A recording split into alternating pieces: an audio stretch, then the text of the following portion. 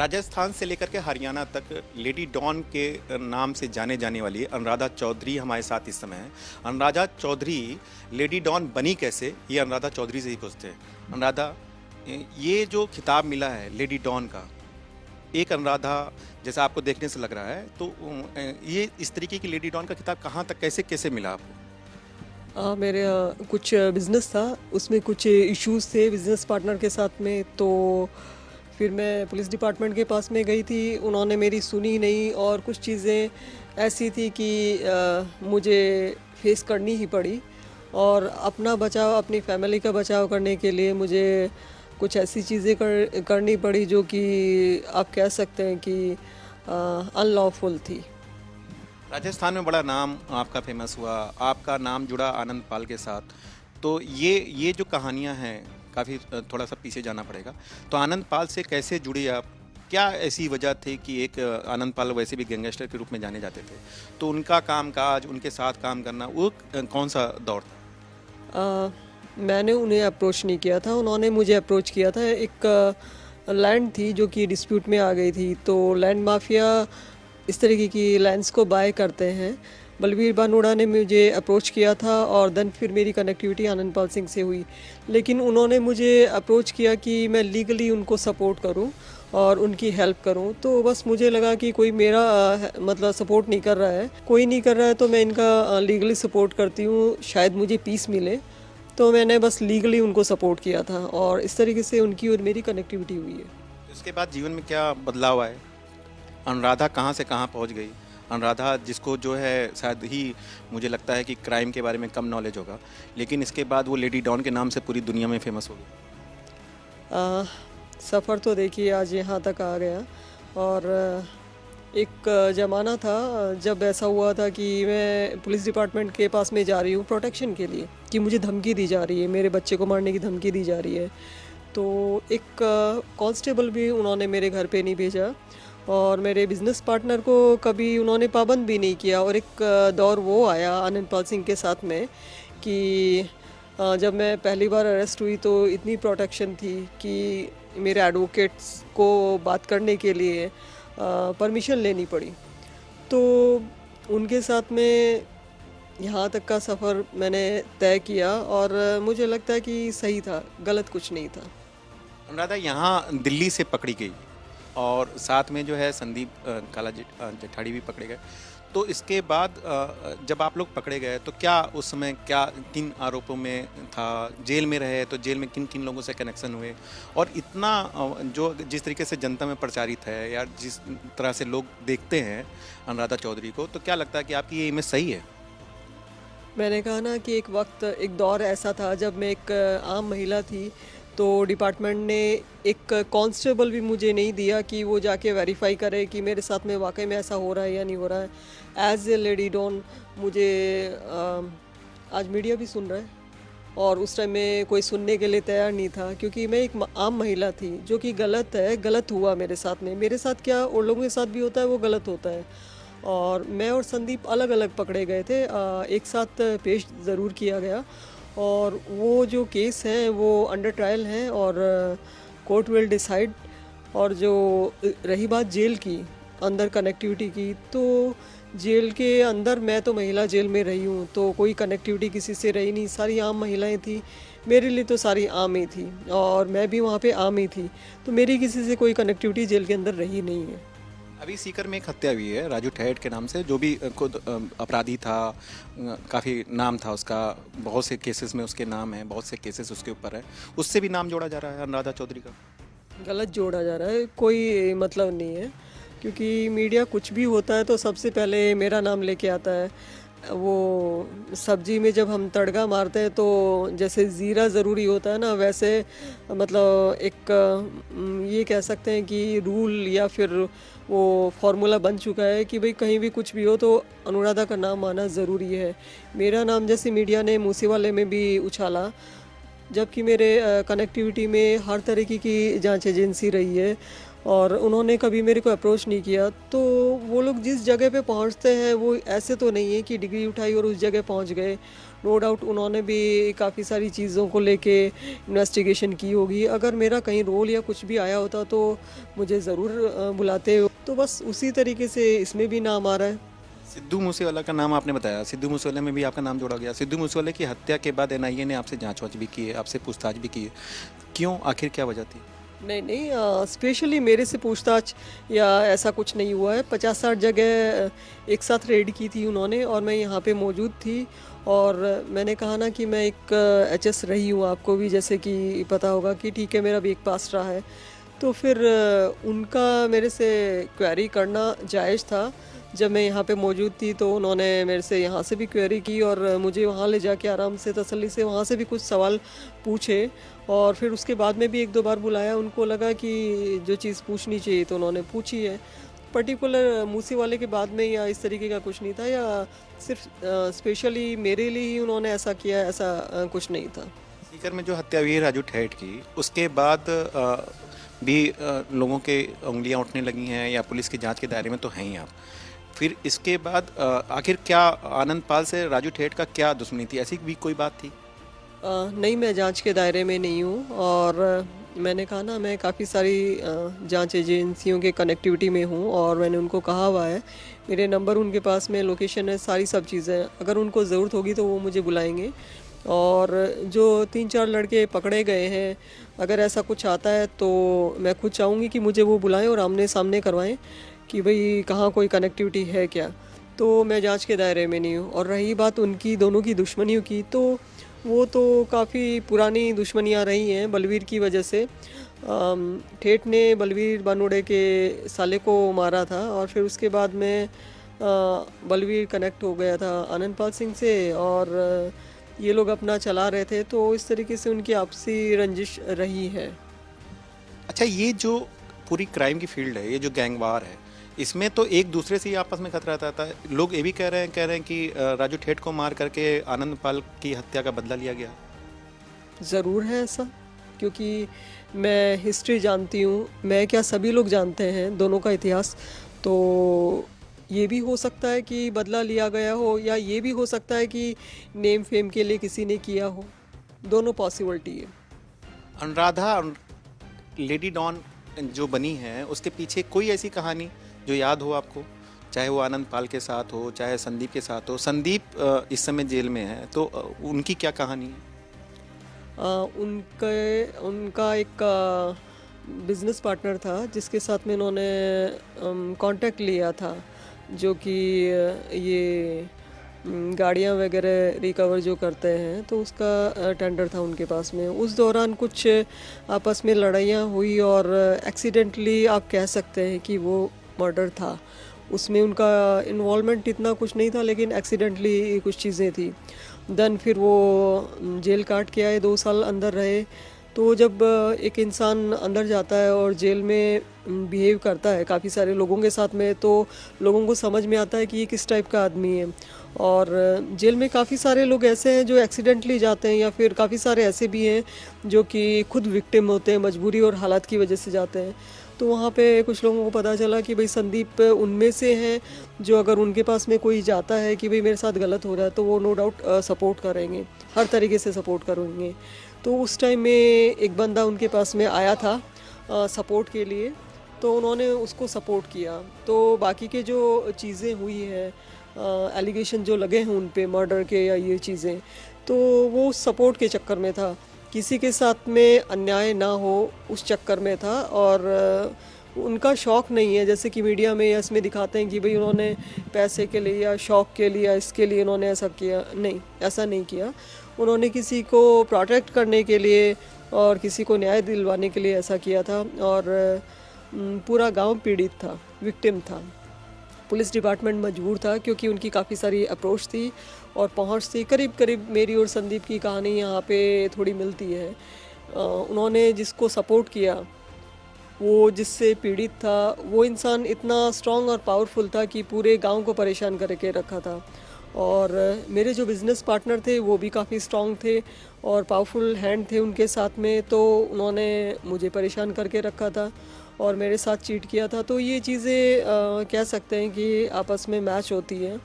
और मीडिया में जैसे मैंने पढ़ा कि भाई इनके टेररिस्ट के साथ में और इन लोगों के साथ में हमें कनेक्ट कर रहे हैं, तो ये गलत चीज़ है। ना तो कभी संदीप की कोई कनेक्टिविटी रही है टेररिज्म से या फिर किसी आतंकवादी से, किसी भी तरीके की कुछ नहीं रही है। मैं और संदीप कुछ भी कर सकते हैं, मैं इस बात को एग्री करती हूँ, लेकिन ऐसा कुछ भी नहीं कर सकते जो कि हमारे देश के खिलाफ हो। हम ये नहीं कह रहे कि हम बहुत बड़े देशभक्त हैं, बस हम सिर्फ इतना कह रहे हैं कि भाई हम भी उसी जगह पैदा हुए हैं, उसी हिंदुस्तान में पैदा हुए हैं जहाँ पे बाकी के लोग पैदा हुए हैं, और हमारे भी कुछ फंडामेंटल राइट हैं, हमारे भी कुछ इमोशंस हैं हमारे कंट्री से। तो ये जितने भी एलिगेशन हैं संदीप पे और मेरे पे नहीं है, कुछ कम है और संदीप पे ज़्यादा है, वो गलत है। कितने मुकदमे चल रहे हैं आपके ऊपर अभी तक? 13-14। और संदीप के ऊपर? उन पे नियर अबाउट 35। संदीप के ऊपर तो 7 लाख रुपए का इनाम रखा था अलग अलग राज्यों में, तो कुछ ना कुछ तो होगा ना, तभी तो इतना बड़ा। ये क्या पुलिस सिर्फ एक मनगढ़ंत कहानियां हैं जिसकी वजह से इनाम रखा? जी देखिए, सिस्टम कैसे काम करता है, कभी एक्सीडेंटली किसी से कुछ हो जाता है, ठीक है, देन फिर उसको काफ़ी बड़ा हवा बनाया जाता है। अब एक आम आदमी को, एक ऐसा इंसान जिस पे एलिगेशन हो 302 का, तो उसको आप पकड़ेंगे तो ना कोई प्रमोशन है, कोई मीडिया पहुंचती है, नॉर्मल सी एक छोटी सी खबर छपती है। लेकिन कभी कोई इस तरीके की चीज़ करता है जो कि बिल्कुल हटके है और किसी को न्याय दिलवाने के लिए है, जहाँ पे कह सकते हैं कि सिस्टम या पुलिस डिपार्टमेंट फेल होता है, और वहाँ पे अगर कोई आम इंसान ऐसा करता है तो फिर मीडिया भी उसको हाईलाइट करती है। देन फिर पुलिस डिपार्टमेंट भी काफ़ी सारी चीज़ों को लेके वो उनको इन्वॉल्व करते हैं ताकि वो बंदा हाईलाइट हो, और देन फिर वो बंदा जब पकड़ा जाता है और इनाम रखने के बाद में, तो फिर आप बताइए किसको प्रमोशन और किसको क्या क्या चीज़ें नहीं मिलेंगी। मैं ये नहीं कह रही कि सारे के सारे पुलिस वाले या ऐसे हैं, लेकिन हम लोग अनलकी हैं जो इस सब में आ गए हैं, और सारे एलिगेशन सही नहीं होते हैं। मतलब एक सवाल और, अभी जैसे सूत्रों के अनुसार पता चल रहा है, जैसे बोला जाता है कि संदीप, लॉरेंस बिश्नोई, तो इन लोगों का एक अपना पूरा ग्रुप है, उस हिसाब से ये लोग चलाते हैं। तो क्या ऐसा लगता है गोल्डी बरार, संदीप और कहते हैं लॉरेंस बिश्नोई में आपस में कोई कनेक्शन? देखिए, अंडरवर्ल्ड का एक उसूल है, जब कोई फरार होता है तो जो लोग बाहर बैठे हैं या जेल में बैठे हैं उनको अपना नेक्सस चलाना होता है, तो उनको ऐसे लोगों की रिक्वायरमेंट होती है। तो वो लोग हर छोटे बड़े उसको अप्रोच करते हैं और देखते हैं कौन किस लायक है, किस काम का है, उस लायक उसको फैसिलिटी या जो भी सपोर्ट होता है वो प्रोवाइड करवाया जाता है। और जो भागता है, चाहे वो घर से भागे, घर से मतलब किसी मैटर में नाम आ जाए तब भागे, या जेल से भागे, या किसी भी तरीके से, या परेशान होके भागे, तो वो लोग उसको अपने अंडर में लेते हैं। तो नो डाउट बात कभी हुई होगी, मैं इस बात से इनकार नहीं करूँगी, और उस टाइम की बात अलग होती है, और जब आप पकड़े जाते हैं तब बात अलग होती है। तो संदीप का कोई कनेक्टिविटी पकड़े जाने के बाद में नहीं रही है। अनुराधा का कोई कनेक्शन है लॉरेंस बिश्नोई से या गोल्डी बरार से? नहीं, कोई कनेक्शन नहीं है, मुझे ज़रूरत ही नहीं थी। मेरे जो इश्यूज़ या मेरी जो प्रॉब्लम या कोई भी कुछ चीज़ था वो राजस्थान तक सीमित थी, और मेरी कोई ऐसी इच्छा नहीं है, मैं इतना एम्बिशियस नहीं हूँ कि मुझे पूरे इंडिया का डॉन बनना है या फिर मुझे वसूलियाँ करनी है या कुछ और चीज़ें। नहीं, मेरी अपनी प्रॉब्लम थी जिसको कि डिपार्टमेंट शॉर्ट आउट नहीं कर पाया। हालात और मजबूरी ऐसी थी कि मुझे काफ़ी सारी चीज़ें करनी पड़ी, तो मैं वहीं तक सीमित थी। जब आनंद पाल थे तो उस समय गोल्डी बराड़, लॉरेंस बिश्नोई, संदीप, अनुराधा, ये चारों पांचों नाम जो है उस समय राजस्थान के सबसे टॉप लिस्ट में थे। तो लगता नहीं है कि कुछ उस समय जो है आनंद पाल के समय से ही कुछ कनेक्शन रहा होगा? नहीं, अगर आप देखेंगे पुराने न्यूज़पेपर या न्यूज़ को, तो नहीं, उस टाइम में इतना कोई भी हाईलाइटेड नहीं था। मैं राजस्थान से बिलोंग करती थी, तो नो डाउट लोकल में तो सभी थोड़ा बहुत हाईलाइटेड हो ही जाते हैं। बाकी ऐसा कुछ नहीं था कि यहाँ के लोग वहाँ पे फेमस थे या वहाँ के लोग यहाँ पे फेमस थे। हाँ, आनंदपाल सिंह हो सकते हैं, रहे होंगे डेफ़िनेटली, लेकिन हम में से ना तो कोई इतना हाइलाइटेड था, ना ही कोई कनेक्शन था। किसी का भी एक दूसरे से कोई कनेक्शन नहीं था। अभी क्या प्लान है अनुराधा? मतलब अनुराधा एक राजनीतिक चेहरे के रूप में आने वाले दिनों में दिखाई देंगे क्या? क्या राजनीति में जाने का कोई इच्छा है? फ़िलहाल कुछ कहा नहीं जा सकता है, और सबसे पहले तो मेरा प्लान यही है कि मैं संदीप को बाहर लेके आऊँ, उनकी बेल के लिए मैं कोशिश करूँ। मुझे पता है ये टाइम टेकन वर्क है, अभी नहीं होने वाला, लेकिन जितना भी समय लगने वाला है, और अभी काफ़ी फ़ाइट करना है हमें, काफ़ी सारी चीज़ों को डील करना है, कोर्ट है और भी काफ़ी सारी इस तरीके की चीज़ें हैं, तो हमें डील करना है, हमारी फैमिली को डील करना है और हमारी सिक्योरिटी सिस्टम को डील करना है, हमें अपनी सुरक्षा करनी है। संदीप जैसे अंदर हैं, अंदर भी उन पे अटैक होने का ख़तरा रहता है, तो वो सब चीज़ें डील करनी है। जेल डिपार्टमेंट है, काफ़ी सारी चीज़ें हैं, उनको हाई रिस्क में रखते हैं तो प्रोवाइड होती है, नहीं होती हैं, एज़ पर जेल मैनुअल करते हैं वो लोग उनको प्रोवाइड, लेकिन कभी कभी स्ट्रिक्टनेस और काफ़ी सारी चीज़ें होती हैं, उस वजह से हमें काफ़ी फ़ाइट करना पड़ता है। कोर्ट के चक्कर काटना या फिर एप्लीकेशंस लगाना, तो ये काफ़ी सारे स्ट्रेस हैं जिनसे हमें डील करना है।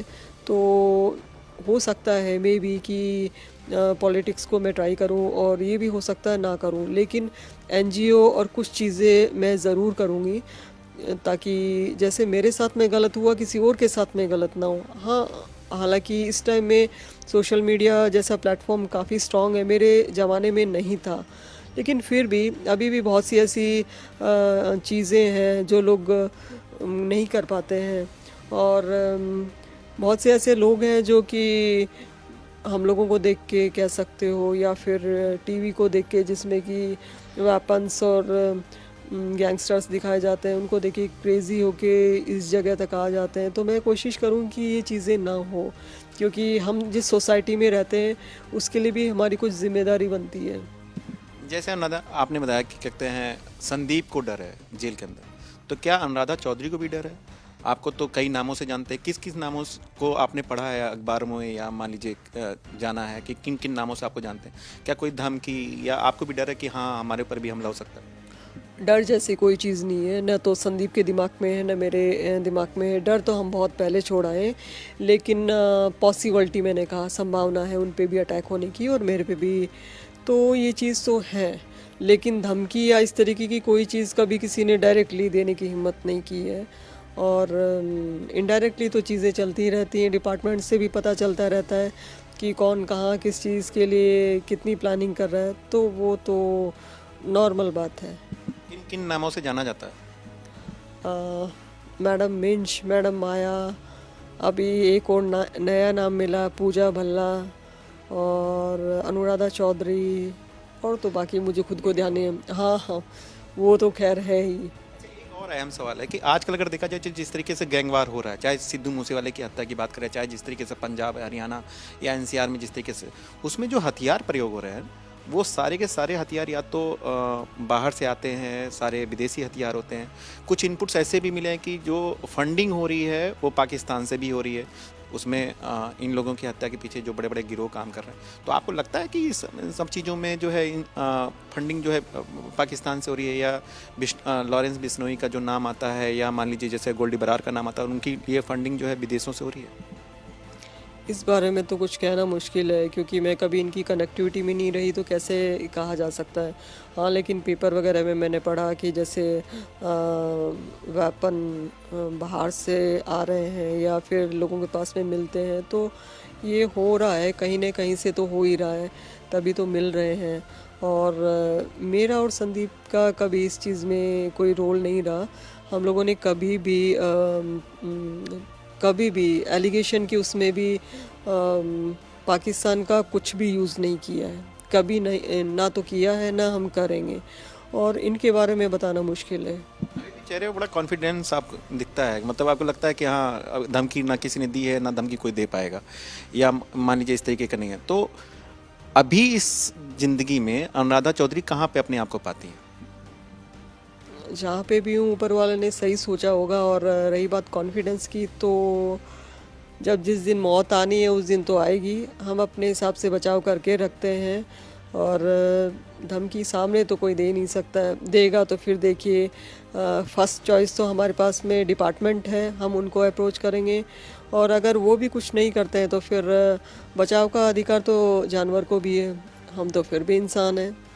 तो मुझे नहीं लगता कि डायरेक्टली कोई देगा या किसी ने दी हो, तो मुझे तो याद नहीं है। अनुराधा चौधरी की ज़िंदगी का कोई ऐसा पार्ट जो लोगों के सामने नहीं है, जो लोग सोचते हैं कि जिस तरीके से इमेज बनी है ना कि बहुत बड़ी अपराधी हैं, बहुत बड़े गैंगवार में शामिल रहती हैं, बहुत बड़ा माइंड गेम खेलती हैं। अगर मैं इतना ही मास्टरमाइंड होती या और जैसा बोला जाता है कि भाई मैं ये गेम खेलती हूँ या इस तरीके की चीज़ें, तो मैं अपना बचाव अपने बिजनेस पार्टनर से कर पाती ना। फिर मैं यहाँ तक क्यों पहुँचती, कहाँ ज़रूरत थी। ये तो ज़िंदगी की एक राह है जहाँ तक चलते रहे। हाँ, लेकिन माइंड तो तभी भी था और अभी भी है। ऐसा तो नहीं है कि क्राइम वर्ड में आने के बाद में मुझे किसी ने प्रोवाइड करवाया हो। ये तो मेरा अपना माइंड है जो ऊपर वाले ने मुझे उस टाइम भी दिया था और अभी भी है। बड़ी बड़ी फिल्में बनती हैं, स्टोरीज बनती है, सीरीज़ बनती हैं। आजकल देखिए सभी प्लेटफॉर्म पे सीरीज़ भी आती हैं। लेडी डॉन अनुराधा चौधरी को लगता है कि उनके नाम पे भी कोई सीरीज़ बनेगी या उनके नाम पे भी कोई फिल्म बनेगी? क्या उसके लिए भी आप तैयार हैं? मैंने तो अभी कभी ऐसा सोचा नहीं कि इस तरीके की कोई चीज़ होगी, और होगी तो जो भी बनाएगा वो मेरे से परमिशन लेगा। परमिशन के बगैर अगर बनाएगा तो फिर उनके लिए दिक्कत खड़ी होगी। मैं कोर्ट का रास्ता अपनाऊंगी, और मैंने कभी सोचा नहीं इस बारे में। कोई ऐसी अनटोल्ड स्टोरी जो बताना चाहती हैं? नहीं, ऐसा तो कुछ खास नहीं है, बस यही है कि जिस तरीके से लोग मेरे को देखते या करते हैं, मैं भी आम इंसान हूँ और सब चीज़ें आम करती हूँ जैसे और बाकी के लोग करते हैं। ये मीडिया से बस ये है रिक्वेस्ट कि भाई इस तरीके की चीज़ें जो आप लोग उछालते हो या बिना किसी रिसर्च के लिए कुछ भी चीज़ें बोल देते हो, तो ये गलत है। जैसे कि मेरी मदर के लिए बोला गया कि मेरी मदर एक्सपायर कर चुकी हैं और मेरे फादर कमाने के लिए दिल्ली आए, ना तो मेरी माँ मरी है, मेरी माँ ज़िंदा है, और मेरे पापा कमाने के लिए कहीं नहीं आए। वो पीडब्ल्यू डिपार्टमेंट से रिटायर्ड एएन है। अनुराधा चौधरी से लेडी डॉन तक पहुंचने में क्या खोया, क्या पाया? मैंने बहुत कुछ खोया। मैंने अपनों का सुकून खोया, अपनों की इज्जत खोई है। लोग इसको ये मानते हैं कि मैं लाइमलाइट में रहती हूँ, मीडिया आगे पीछे घूमती है, डिपार्टमेंट और ये वो। बहुत से यूथ है वो क्रेज़ी होता है, और बहुत से ऐसे लोग हैं जो मुझे कहते हैं कि भाई हमें आपके जैसे बनना है। तो मैं इस चीज़ को प्राउड फील नहीं करती हूँ। मुझे इस चीज़ का ये कह सकते हैं कि भाई दुख होता है कि कोई मेरे जैसे बनना चाहता है, क्योंकि मैंने जो खोया है वो समझ नहीं सकते उस पेन को। बहुत कुछ खोया है मैंने, और पाया सिर्फ मैंने कुछ चीज़ें हैं। एक आम महिला थी तब मेरी किसी ने नहीं सुनी, लेकिन आज अगर मैं पावरफुल हूँ और मैंने लोगों को ये दिखाया कि मैं कमज़ोर नहीं हूँ, तो सब लोग सुनते हैं। तो मुझे इस चीज़ का अफसोस नहीं है जिस जगह मैं हूँ। ठीक है, मेरी डेस्टिनी थी, मैं यहाँ तक आई, तो पाया भी है मैंने थोड़ा कुछ, और खोया बहुत कुछ है मैंने। ये थी अनुराधा चौधरी, जिनको लोग लेडी मिंज के नाम से, लेडी डॉन के नाम से जानते हैं। कई राज्यों में इनके नाम का कभी खौफ हुआ करता है, आज भी खौफ है, लेकिन इन्होंने बातचीत के दौरान ये बताया कि उनकी ज़िंदगी में अनुराधा से लेडी डॉन तक का बनने का सफ़र कितना कैसा रहा और किस तरीके से रहा।